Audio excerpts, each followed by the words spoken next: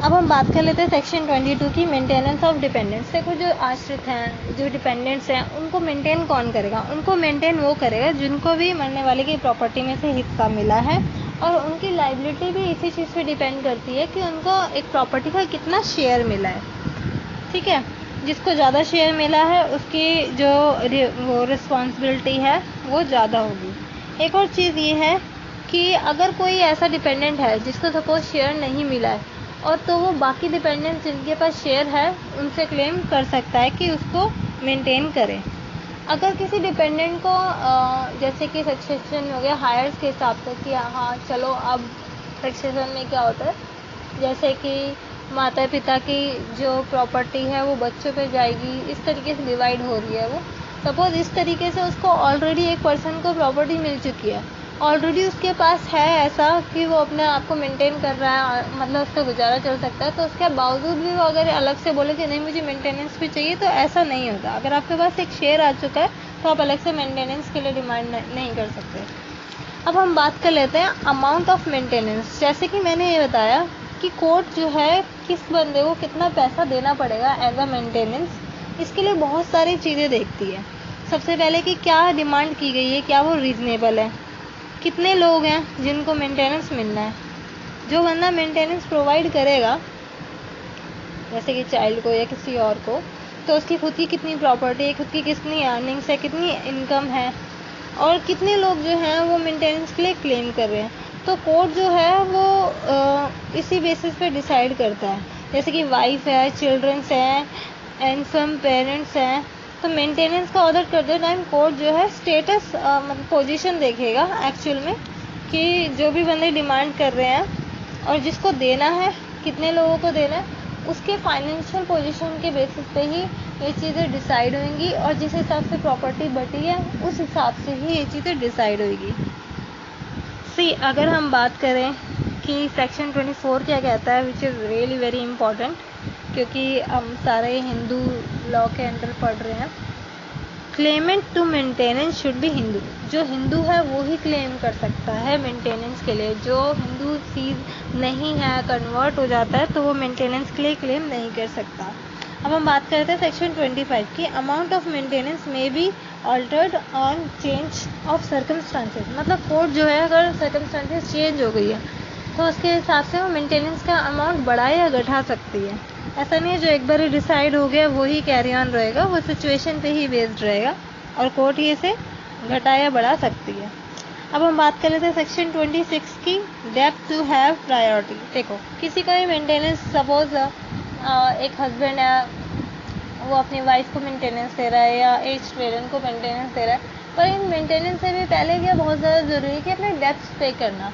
जो भी आपने कर्जे लिए हैं, जो भी चीज़ें आपने लिए हैं, उनको पेमेंट करना प्रायोरिटी होना चाहिए। सेक्शन 27 क्या कहता है, maintenance home to be charge. किसको किसको चार्ज करना चाहिए? डिपेंडेंट और ऑनर के बीच अगर एग्रीमेंट हुआ है तो डिपेंडेंट कैन क्लेम। इसके अंदर मैं आपको शॉर्ट में बता देती हूँ। अगर कोई डिपेंडेंट है और किसी प्रॉपर्टी के ऑनर के साथ, सपोज एक बाप का अपने बेटे के साथ ही एग्रीमेंट हो रखा है, तो जो मेंटेनेंस है वो बंदा जो डिपेंडेंट है वो क्लेम कर सकता है कि हमारी ये एग्रीमेंट हुआ था, तो आप मुझे उस हिसाब से ही चीज़ें दे दो। ठीक है, अब हम बात कर लेते हैं last but not the least, अब वो ऑलमोस्ट ख़त्म ही होने वाला है ये section. Section 28, effect of transfer of property on the right to receive maintenance. देखो अगर कोई प्रॉपर्टी है वो किसी और को ट्रांसफ़र हो गई है, तो डिपेंडेंट जो है वो उसके पास राइट है कि वो क्लेम कर सके प्रॉपर्टी पर कब? जब ये ट्रांसफ़र जो हुआ है वो बिना कंसिडरेशन के हुआ है, मतलब किसी ने ऐसे ही दे दिया है आउट ऑफ लव या कुछ, लेकिन किसी और का भी तो हक बनता है ना, तो वो क्लेम कर सकता है। और जो ट्रांसफ़र हुआ है, जो बंदा ट्रांसफरी है, जिसने वो ट्रांसफ़र एक्सेप्ट किया है, उसकी नॉलेज में नहीं है ये बात, उसके नॉलेज में मतलब उसको ये पता था कि किसी और डिपेंडेंट का भी राइट बनता है, लेकिन उसके बावजूद वो जो है विदाउट कंसिडरेशन कोई प्रॉपर्टी ले लेता है। इस कंडीशन में है जो डिपेंडेंट जो है वो क्लेम कर सकता है। चलो मैं आपको एग्जांपल से बताती हूँ, विच थोड़ा सा इसको एक्सप्लेन करना पड़ेगा। जैसे कि वर्मा जी हैं, उनका बेटा है रामू। ठीक है, वर्मा जी क्या करते हैं, वर्मा जी का एक नया फ्रेंड बना है शर्मा जी। अब उनकी दोस्ती इतनी अच्छी हो गई है कि उन्होंने अपनी सारी प्रॉपर्टी जो है वो शर्मा जी के नाम कर दिया।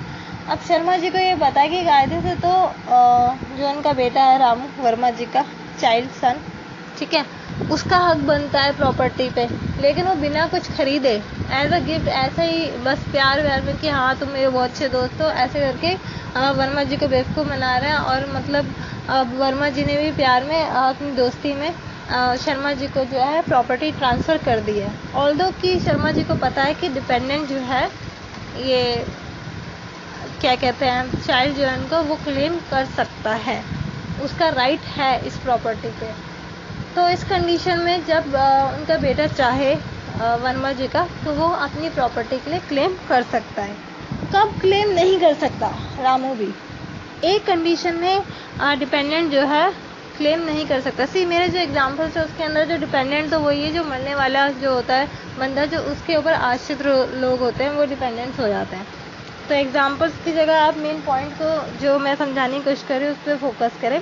देखो रामू किस कंडीशन में जो है क्लेम नहीं कर सकता प्रॉपर्टी के लिए, जब ट्रांसफ़र जो हो वो कंसिडरेशन बेसिस पे हो, मतलब एक तरीके से सेल हुआ है, आपने बदले में प्रॉपर्टी दी है तो कुछ पैसे लिए हैं, इसमें कंसिडरेशन इन्वॉल्व हो, और प्लस जिसके पास भी प्रॉपर्टी गई है उसे पता ही नहीं है कि कोई भी डिपेंडेंट है जो इसके लिए क्लेम कर सकता है, उसकी नॉलेज में ऐसी कोई भी बात नहीं है।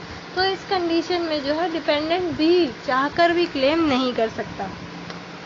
देखो अब हम इसके बाद क्या करेंगे, हमने सारे जो सेक्शंस हैं ये अडॉप्शन और मेंटेनेंस के कर लिए हैं। मैं जानती हूँ एक बार सुनने और समझने में इतना आसान नहीं होगा, तो मैं आगे के टाइम में इसके लिए एक शॉर्ट जो बिल्कुल एक शॉर्ट एक वीडियो डालूंगी जिसके अंदर हम सारे ही सेक्शंस का एकदम शॉर्ट में एक बार फिर से और क्लियर कर लेंगे। ओके, मेरे ख्याल से सबको अच्छी लग रही होगी ये ऑडियो।